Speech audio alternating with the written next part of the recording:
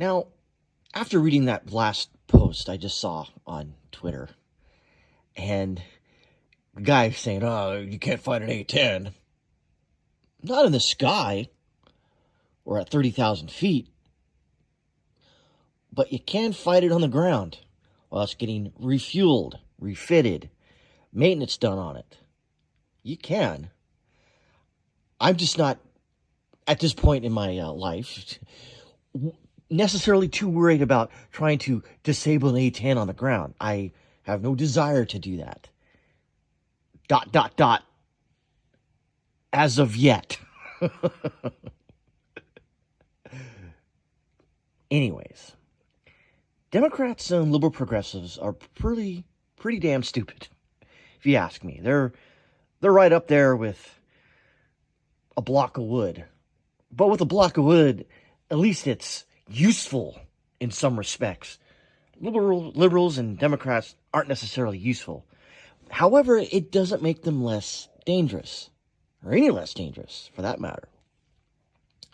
Matter of fact, it makes them more dangerous to a well-functioning society. I use that very loosely at this point. And that's what make me out there start to, question or ponder, thought experiment, of course, this hypothetical situation of a, how do I put this for YouTube terms? A internal localized conflict, we'll call it that. And I started to think that, maybe I need to think about this a little more in depth, because it seems to me that the liberals and the progressives and anyone left of Pol Pot, Lenin, and Stalin has been pondering over this for a while. So I'm going to ponder myself as a thought experiment, of course, for you feds out there on YouTube. I have not come to I'm not writing down a manifesto. I don't have plans on a chalkboard somewhere. None of that is going on. But if my enemy are Democrats and liberal progressives, anyone left of center, for that matter, I need to start, I wouldn't even say the word I was about to say, I need to start thinking about these things. Let's use the A-10 argument for an example. Now, as of right now, as far as I know, there are no AI pilots that operate the A-10. For anyone to operate an A-10, let's say the pilot, he's got to wake up in the morning. He's got to put his uniform on, drive into work. And there is part of the problem. Now, you could say, what if he lives on base? Most of the time, pilots, for that matter, don't live on base. Now, in a situation such as internalized conflict, they could be barracked or billeted on base for any normal reasons. But let's just say they're not in this instance. Pilot wakes up, goes to work, and the problem is that he gets into his car, and there is your failure point number one. He gets into his car. That leaves a lot of options for anybody out there. Again, not planning anything. I'm just game planning. I've seen enough movies out there in Hollywood to know that if you want to get at someone, because a lot of times when you're not really looking, you're just going right to your car, get into it, fire it up, and drive into work. And if they're obeying all traffic laws, they have to stop at stoplights. What if they have to get gas? Stop signs, traffic, etc. There's all these different points to where you could, let's say, neutralize a pilot, if you will. And again, not saying I'm going to or planning to, but the Democrats are already thinking about this, so therefore I must think about it as well.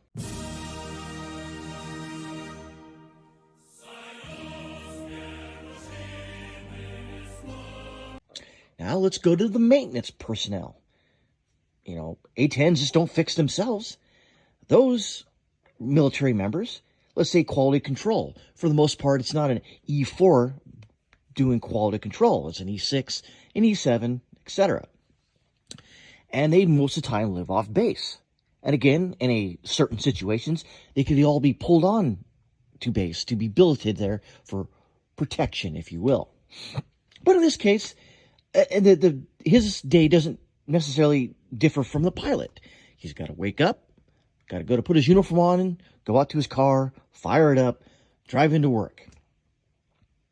Now, this is where the idiotic liberal progressives and Democrats don't necessarily think this through. Is that, having said all of that, you have to take into the human side of the events. Do you really think an A-10 pilot or maintenance personnel really wants to work in an aircraft or fly an aircraft that's armed up to be used against small town America? I think not. Now, there are some that will do that because they're just following orders.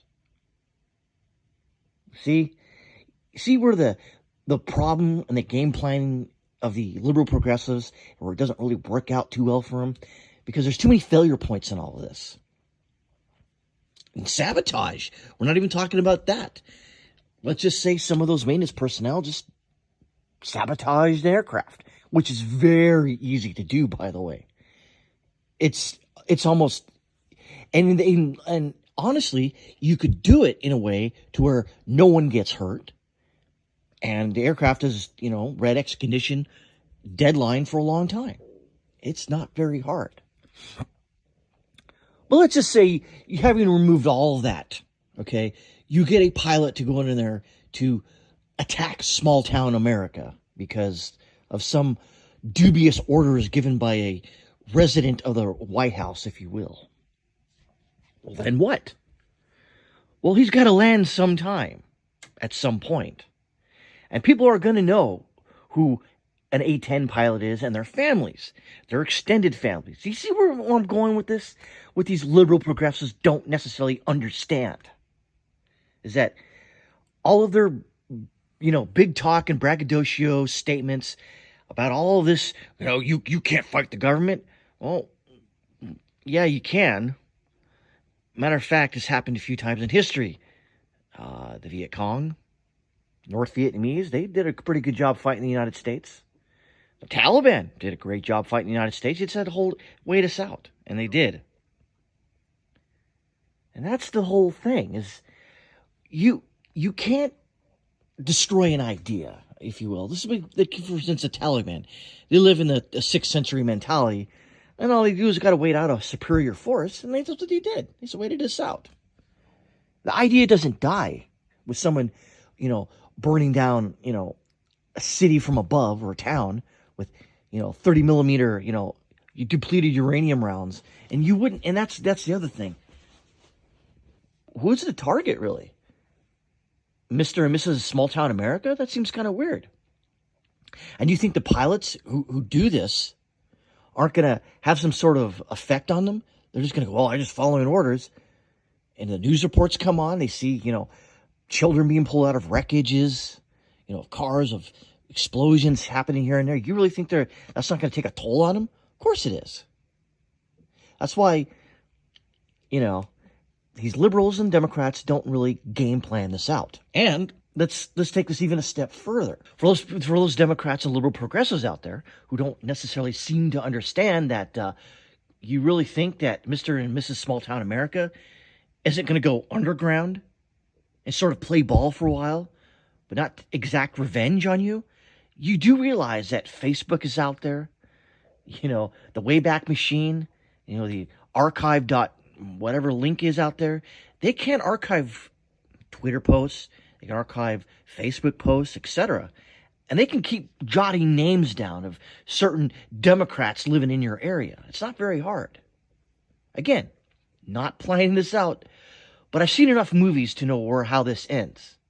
This is how your stupid braggadocio talk about wanting to hurt, maggots and MAGA people and Trump supporters. Okay, yeah. You want to do that, and it's plainly evident that you want to do that. You must understand that an idea you can't necessarily destroy. And if you go after in this hypothetical situation, of course, I'm speaking of in a hypothetical situation here. Of course, as for all the minders out there and, the ATF and the FBI and the DHS, etc., this is all part of a thought experiment because it was all brought on by Democrats who said, yeah, we should fire up an A-10 and go after small town America or get those Texans. Okay. But in closing, I don't want to go too far on this because I can talk about this for hours. But in closing, let's just recap what I just talked about. You can fly an A-10, but you can't stay up in air all day. You have to come down at some certain point. And you have to come home. And you have to live with yourself with the actions that you've just did. In this hypothetical situation, of course. Maintenance personnel, they have to go into work. They have families. The pilots have families. And those people that you, hypothetically speaking, of course, gunned down and dropped high ordnance on, have families too. And all you're doing is making things worse. So how about we step back a little bit and sort of acknowledge that all this talk about hurting your fellow Americans, while some of you may want to do it, you probably shouldn't. Because this can, and we've seen historically speaking, can and will get out of hand. Think the French Revolution. How did that start off? Oh, it started off fine. Started off small. Then got way out of control. And I don't think liberals and liberal progressives and Democrats really game planned out the whole French Revolution aspect of this as well. Because they have to come home too. And I'd like to come home too. So how about we just stop talking about this and start talking rationally? Again, hypothetically speaking, of course.